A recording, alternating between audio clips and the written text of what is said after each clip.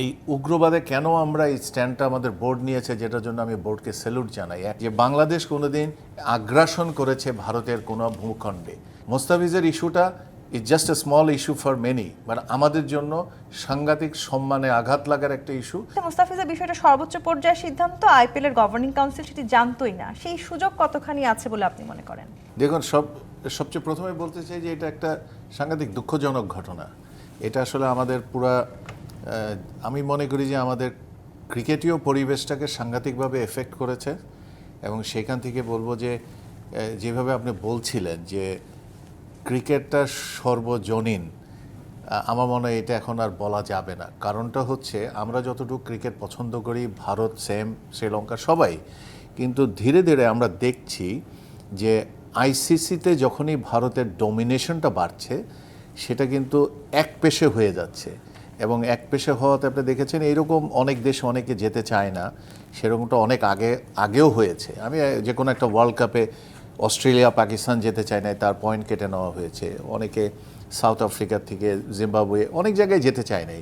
সেটা একটা ধারা যে আমার ব্যক্তিগত চয়েস, আমি যাব না, I will sacrifice the point. কিন্তু এটা একটা লোকাল টুর্নামেন্ট, যেই টুর্নামেন্টে of course it got a global এটাতে একটা গ্লোবাল অ্যাকনলেজমেন্ট আছে এই টুর্নামেন্টটার। সেই জায়গায় সবাই আমরা তাকিয়ে থাকি, এটা ভালো টুর্নামেন্ট, আমরা দেখছি, সবাই উপভোগ করছি।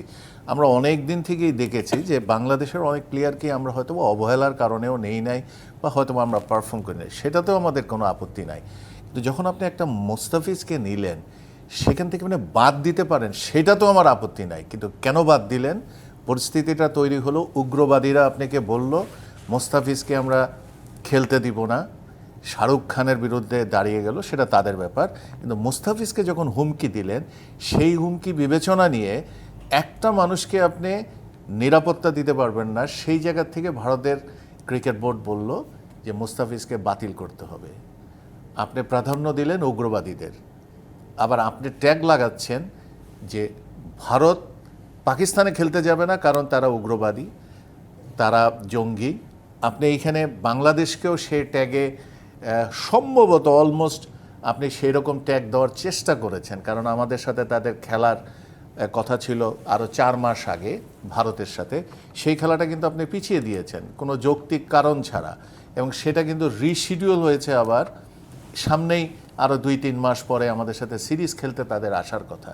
একই সাথে যদি আমি আপনাকে বলি যে দেখুন, এই উগ্রবাদে কেন আমরা এই স্ট্যান্ডটা আমাদের বোর্ড নিয়েছে, যেটার জন্য আমি বোর্ডকে স্যালুট জানাই। একটা জায়গায় শুধু বোর্ডের সাথে একটুখানি আমার রিজার্ভেশন আছে, যে board should have been declaring it faster than আমাদের ক্রিয়া উপদেষ্টা বলার আগে বোর্ডকে রিয়্যাক্ট করা উচিত। এই প্রশ্নটা আসলে আমি একটু করতে চাইছিলাম। তো নতুন এবং ফিরে আসা গ্রাহকদের জন্য নগদে চলছে ক্যাশব্যাক সহ প্রতিদিন হাজারো উপহার জেতার সুযোগ। হবে আশা আর ফেরা, সারপ্রাইজ সেরা।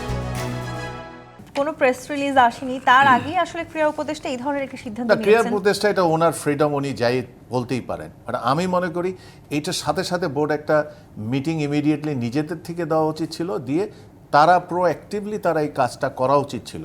সেটা কেন করেন নাই সেটা বোর্ডের প্রেসিডেন্ট বলবেন, বা আমার ব্যক্তিগত মতামত এটা। বাট আপনি দেখুন, নিরাপত্তার খাতিরে যদি বাংলাদেশ বলে, বাংলাদেশ কিন্তু অযৌক্তিক কোনো কথা বলে নাই। আমাদের যে হাই কমিশন আছে, আমাদের হাই কমিশন কিন্তু is known to B as our own territory. আপনি যদি কোনো হাই কমিশন বা এমবিসির উপরে অ্যাট্যাক করেন বা হামলা দেন, সেটা কিন্তু আপনি আমার দেশের উপরে হামলা দিয়েছেন, সেই বরাবরই কিন্তু বিবেচনায় নেওয়া হয়। কিন্তু বিসিসিআই তো বলছেন যে তারা আসলে জানতেনই না, তারা জানতেন না। এটা হচ্ছে আপনি ঘুমিয়ে থাকলে আপনাকে ডেকে উঠানো যাবে, কিন্তু আপনি জেগে ঘুমালে আপনাকে উঠানো যাবে না। ভারতে আমাদের হাই কমিশনে হামলা হয়েছে, সেখানে ভাঙচুর হয়েছে, সেই নিরাপত্তা আপনি দিতে পারেন নাই, যেটা ম্যান্ডেটরি। আপনি এইরকম আমাদের অনেককে নাজেহাল করা হয়েছে, আমরা এখনও দেখছি লিঞ্চিং চলছে, অনেক জায়গায় অনেক বাংলাদেশি পর্যটকদের উপরে হামলা হচ্ছে, সেগুলোকে কখনো আপনি বিবেচনায় নিচ্ছেন না। আমরা কিন্তু লিটন দাসকে টিম ক্যাপ্টেন বানিয়েছি। আমাদের এখানে কিন্তু যত রকমভাবে প্রচার প্রসার করা হয় আমাদের পার্শ্ববর্তী দেশে, যে এইখানে মাইনরিটির উপরে হামলা করা হচ্ছে কিছু ইনসিডেন্ট, এটা সব দেশেই হয়। কিন্তু এই জিনিসটাকে এত বড়ভাবে প্রচার করে আপনি যে একটা বাংলাদেশ বিরোধী একটা আচরণে আপনি লিপ্ত হয়েছেন, সেটা কি আপনি মনে করেন সরকার জানে না? এটা হয়তোবা তাদের সামনে পশ্চিমবঙ্গে ইলেকশন আছে, এটারও একটা কিছু আভাস আমরা পাচ্ছি যে এখানে হয়তোবা কিছু একটা ইনফ্লুয়েন্স থাকতে পারে। কোথাও না কোথাও তাহলে আসলে ভারত নিজেদের স্বার্থটাই বেশি নিজেদের চিন্তা স্বার্থটাই করছে কিনা, দেখেছে জি। এবং ধরেন সেই আমাদের প্রশ্নটা বর্ডার থেকে যায়। কিলিং নিয়ে কথা বলেন, কত কিছু নিয়ে, যদি এটা রাজনৈতিক আলোচনা না, বাট সেই জায়গায় যদি আমরা যাই সেই জায়গায় দেখবো যে আমরা কিন্তু অনেক অনেক অনেক কিছু আমরা মেনে নিয়েছি শুধুমাত্র একজন প্রতিবেশী ভালো হিসেবে থাকার জন্য। জি। কোনোদিন বলতে আমি শেষ করে দিই, কোনোদিন আপনি বলতে পারবেন না যে বাংলাদেশ কোনোদিন আগ্রাসন করেছে ভারতের কোনো ভূখণ্ডে, কখনোই করি নাই। কিন্তু আমরা কিন্তু অনেকবার অনেক রকমভাবে আগ্রাসনে আক্রান্ত হয়েছি। তো সার্বিকভাবে যেটা বলবো, মোস্তাফিজের ইস্যুটা is just a small issue for many, but আমাদের জন্য সাংঘাতিক সম্মানে আঘাত লাগার একটা ইস্যু। এবং আমাদের জাতীয় যেইভাবে আমরা নিজেদেরকে তুলে ধরছি ক্রিকেটীয় বিশ্বে, আমার মনে হয় it is the right time to stand right এবং বলার কথা।